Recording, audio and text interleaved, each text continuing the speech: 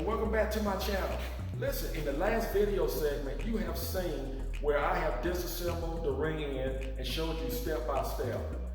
In this video, I want to show you exactly how to clean those differential parts and what to look out for and what to determine what parts are bad and what parts are good.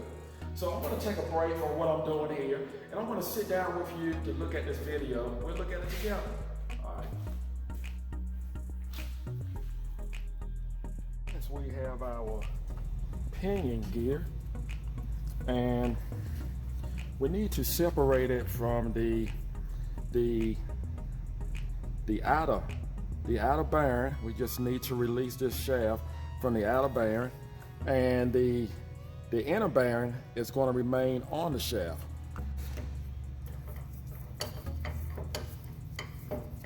So I'm going to, you need a vise. That's what I use. And I like to put an item down below that is softer than the ground, so that if I don't catch my pinion gear, I don't want it to slam into the ground and I take a chance of damaging the gear itself. So I put a mat and a box here that it can actually bounce off of, and you don't want to hit this directly with a hammer. You can put a nut on it, hit the nut, or you can use another hammer, use two hammers, have one hammer to actually lay on top of it and hit it with the other hammer. But I'm going to use a block, and hopefully it won't take much effort to actually get it out.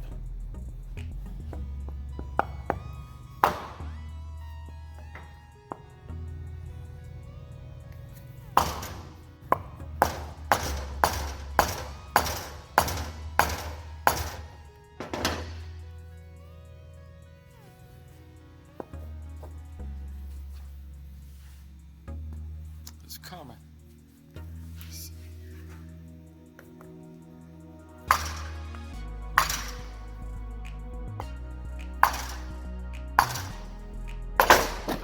you go. So now what I need to do, we're going to pull this seal out so we can inspect this bearing and make sure it's good to go. Again, we need the vise. Matter of fact, I need to order this O-ring here. I forgot all about this O-ring. That's no problem. All right, let's put this back in the vise. Hope we can get a good grip on it somewhere. Let's try this. All right, tighten it down. Now, there's several ways of getting out this seal. I'm gonna use this seal puller here.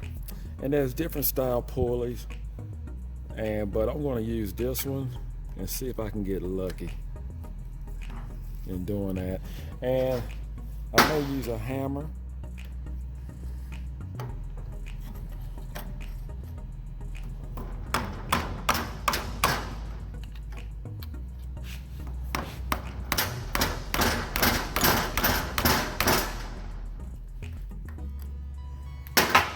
I love seals.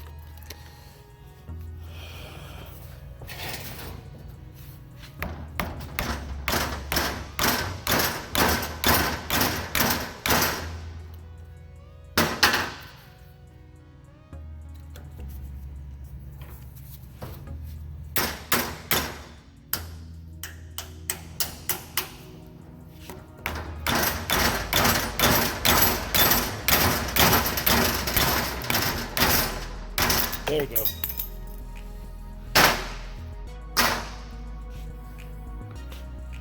All right. Got it out. Let's see here. Oh yeah, that looks great. That looks great. Looks like I'm gonna save some money here.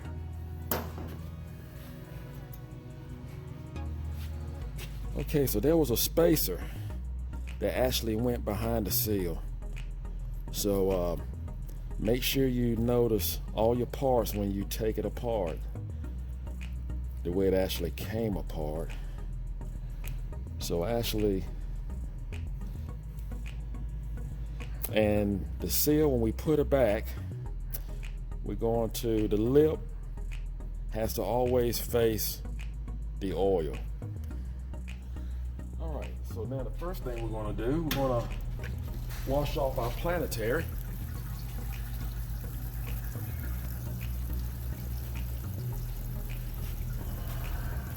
Again, I am quite pleased with this.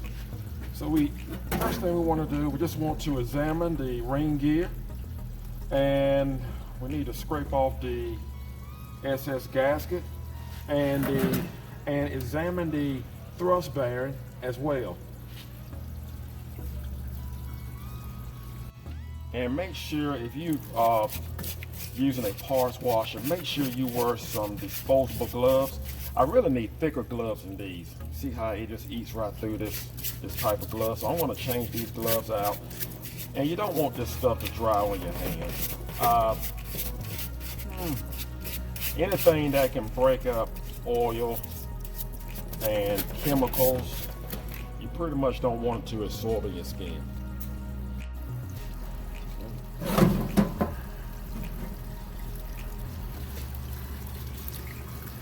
Just make sure we get it good and clean.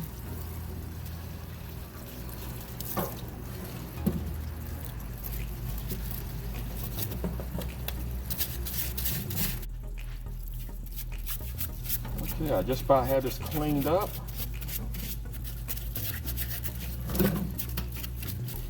This ring looks real good. Real good. There has been no abuse over the last 50 years, 50 some odd years with this vehicle. This is actually the original ring, and it was well built by Ford, and it was well taken care of by its previous owners.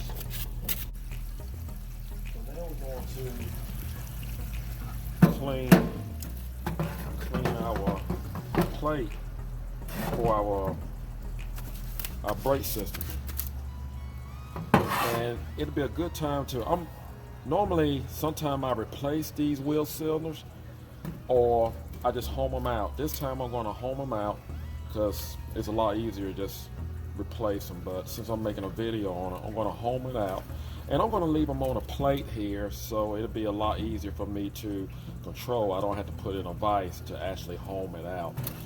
And it'll be a good time to go ahead and take off the bleeder screw. I found it ironic that I can use a 10mm to actually get off this screw, especially for a wheel cylinder that goes on a 63 Ford Fairlane.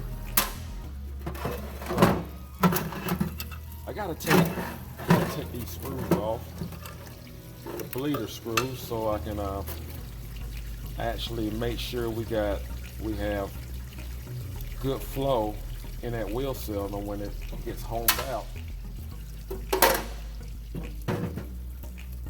I'm gonna go ahead and just, this wheel cylinder look like it's fairly new. Sure does, but you see, that's what happens when brake fluid sits and it just, just moisture gets with brake fluid and it would just starts to show some kind of rust residue. So that's why I like to go ahead and just remove all of this. And really, on your system, on your vehicle, you're supposed to service the brake system at least 3 years. So let's just go ahead and I'll pull that out. There we go. And you can see inside of it, you can see the crud that actually settled in this fairly new wheel cylinder. So let's see if we can see that, this crud inside of it.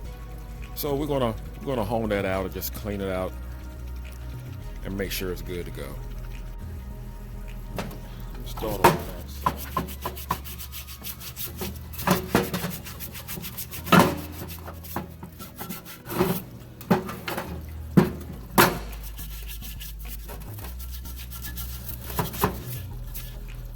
gasket here that I ordered a new one, so I'm going to scrape this gasket off. We won't need it anymore.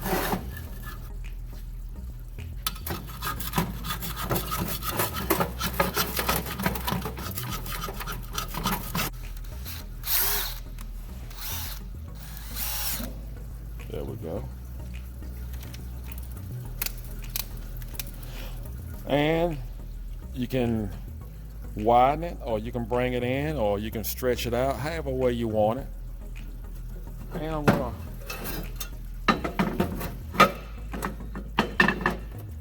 have some bar saw in here.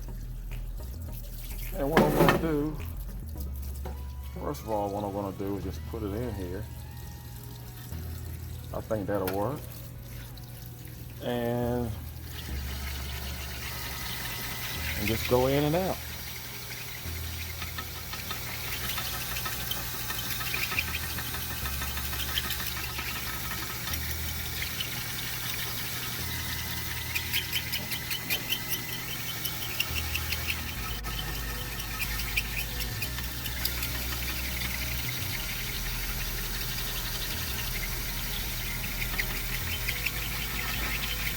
And by doing this, the kit that I'm going to put in here, it only costs $4 versus if I order a new seal altogether, wheel seal here, it'll cost $14.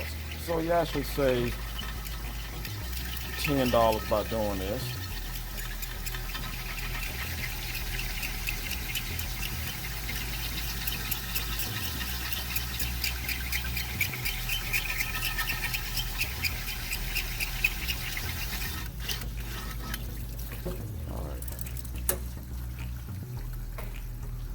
See what we got here. That's what we want. If you can see in there, hope you can see that. It may be a little hard to see, but that's what we want. We want a clear wall. Okay, now the hard part. Scraping off the gasket.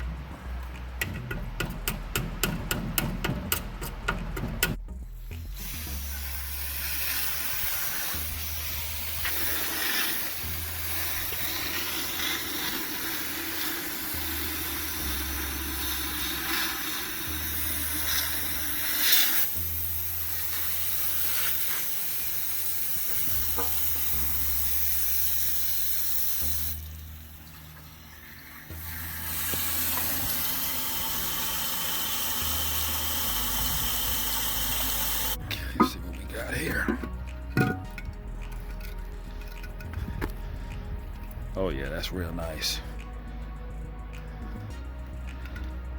Between that bar saw and using purple cleaner, she is clean as a pen. All right. Okay, back to the bar saw vat. And we'll wash off the parts. So far, so good. The bearing looks great. So, and even the bearings, the inner and outer bearing, it's good on the pinion. And there are no pit marks. And keep in mind that if you see any kind of, let the camera focus here, if you see any kind of pit or anything that will just have any kind of access wear, or like it was being chewed somewhat or pitted, you have to replace it. It definitely needs to be replaced. And I look inside here, everything is smooth, it's been worn properly, and is the oil, the gear oil has definitely been doing this job. So we're gonna reuse all of this back. Listen, if it's not broke, don't fix it. But listen, I do want to say this, in case you ever need to replace any bearings, only thing you have to do is just look on the back of the bearing, and the part number should be always on the back. Okay, I just want to put this in the sunlight so you can actually see it. And the ring gear looks great, look fantastic. And I came out pretty lucky on this. Now, there will be other videos that I will actually go into more detail as far as breaking down the planetary or even replacing it and putting in a sure kit, a sure grip kit, and or a positive traction ring. I want to keep this just like it is, and the bearings on both sides I examined. They look great. They look fantastic. Okay, so now you know the proper way of examining your bearings in your differential to determine if you have a good bearing or if you have a bad bearing. So hopefully this video was very helpful to you. And in the next video segment, you need to see there are 3 different ways that you can actually replace a bearing on an axle. And I want to cover those 3 different ways and show you the way that I do it. And it can save you money, because that's what this channel is all about, saving you money. I think I'm going to get started back on my wife's Fairlane, and thank you for watching this video.